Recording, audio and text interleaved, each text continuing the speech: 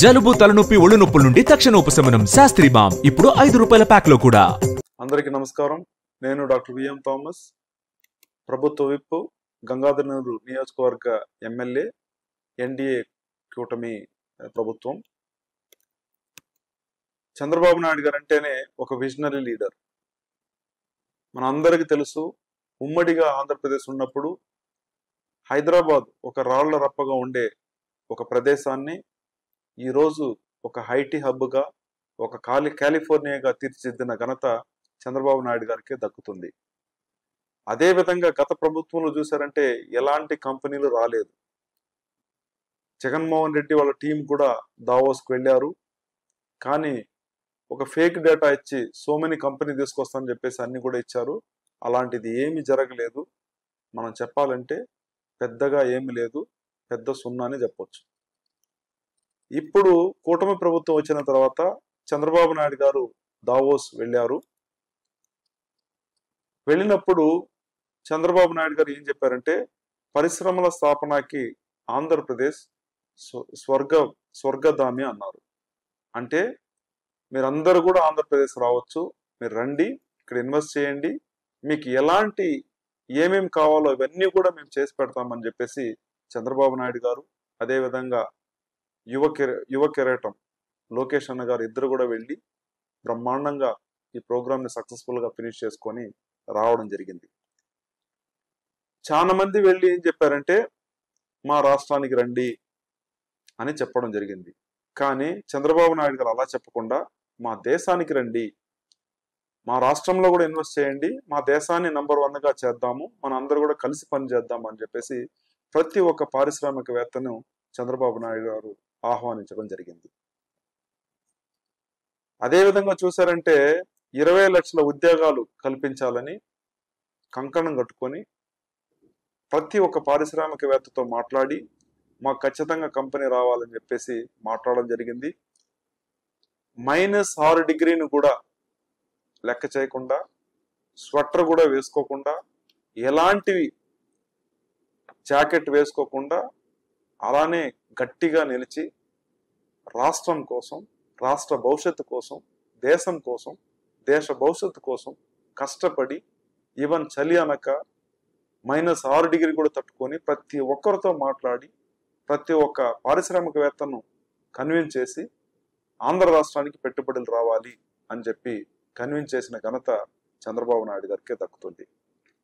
వెళ్ళిన ప్రతి చోట కూడా రెడ్ కార్పెట్ వేశారు, ఆయనకి బ్రహ్మాండంగా ఆహ్వానించారు, ఆయనకి అన్ని మర్యాదలు ఇచ్చి ఆయనతో డైరెక్ట్గా 1-to-1 భేటీ అవ్వడం కూడా మనం అందరూ కూడా న్యూస్లో చూసాం. అదేవిధంగా చూసారంటే మైక్రోసాఫ్ట్ అధినేత డైరెక్ట్గా బిల్ గేట్స్ దగ్గర మాట్లాడాడు. అప్పుడు ఐటీ కావాలన్నాడు, ఇప్పుడు ఆర్టిఫిషియల్ ఇంటెలిజెన్స్ ఏఐ గురించి మాట్లాడి మాకు ఏఐలో ఇన్వెస్ట్ చేయండి అని చెప్పేసి ఆయన్ని కూడా రిక్వెస్ట్ చేయడం జరిగింది.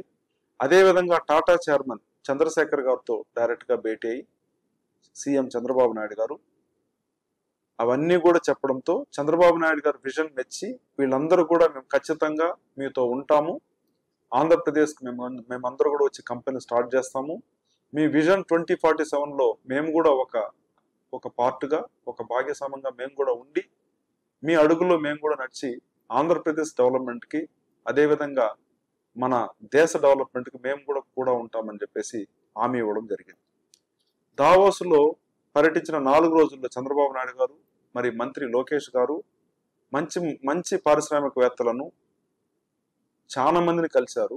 అది ఇంతవరకు జగన్ రెడ్డి ఆయన జీవితంలోనే ఈ 4 రోజులు వీళ్ళు కలిసినట్లు ఈయన జీవితం 5 సంవత్సరాలను ఇప్పుడు కూడా ఆయన కలవలేదు, ఇంక మీద కలవడు, ఇంక మీద కలవ కూడా పోడు. సో అదేవిధంగా చూసారంటే చంద్రబాబు నాయుడు గారి విజన్ మెచ్చి అనేకమైన విదేశ కంపెనీలు రావడానికి ఆసక్తికరంగా ముందుకు రావడానికి అందరూ కూడా వస్తున్నారు. 2014లో ఎలా విభజన నష్టపోయిన రాష్ట్రాన్ని కాపాడేందుకు విశాఖలో 3 సార్లు పెట్టుబడుల సదస్సు నిర్వహించి దావోస్, దక్షిణ కొరియా వంటి దేశాల్లో పర్యటించి అన్ని రంగాల్లో కలిసి సుమారుగా 11.77 లక్షల కోట్ల పెట్టుబడులు తీసుకొచ్చేదానికి ఏపీ బ్రాండ్ గా తీర్చిదిద్దిన ఘనత చంద్రబాబు నాయుడుకే దక్కుతుంది. ఇప్పటికే రాష్ట్రానికి 5 లక్షల కోట్ల పైగా పెట్టుబడులతో సుమారుగా 50 కంపెనీలు రాష్ట్రానికి వచ్చాయి. ఇప్పటికే అనేక కంపెనీలు తమ కార్యక్రమాలను మొదలుపెట్టాయి, స్టార్ట్ అయింది.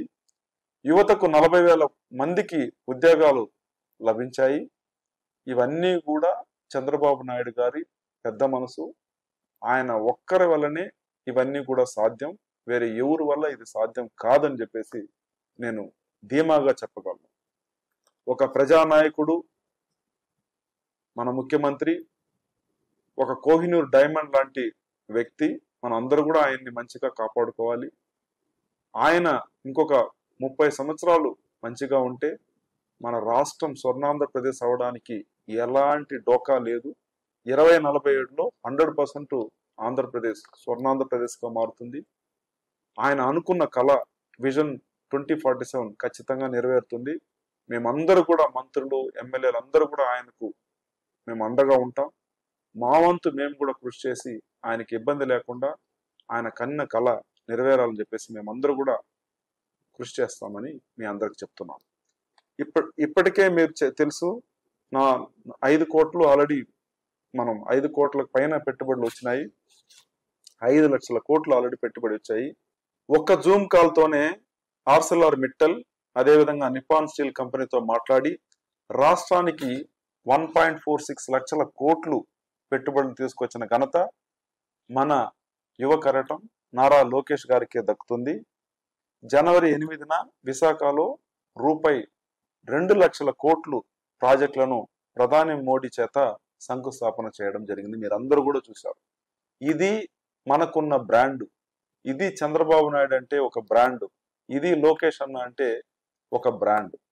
సో లోకేష్ అన్నను చూసి, చంద్రబాబు నాయుడు చూసి ప్రతి ఒక్కరు కూడా రాష్ట్రానికి వివిధ దేశాల నుంచి అందరూ కూడా పెట్టుబడులకు రావడానికి రెడీగా ఉన్నారు, సిద్ధంగా ఉన్నారు. ఆల్రెడీ స్టార్ట్ అయిపోయింది, ఇంకా కూడా చాలా పెట్టుబడులు వస్తాయి. మరిన్ని వీడియోస్ కోసం ఛానల్ ని సబ్స్క్రైబ్ చేయండి. లేటెస్ట్ అప్డేట్స్ కోసం వాట్సాప్ ఛానల్ ని ఫాలో అవ్వండి. ఆ లింక్ డిస్క్రిప్షన్ లో ఉంది.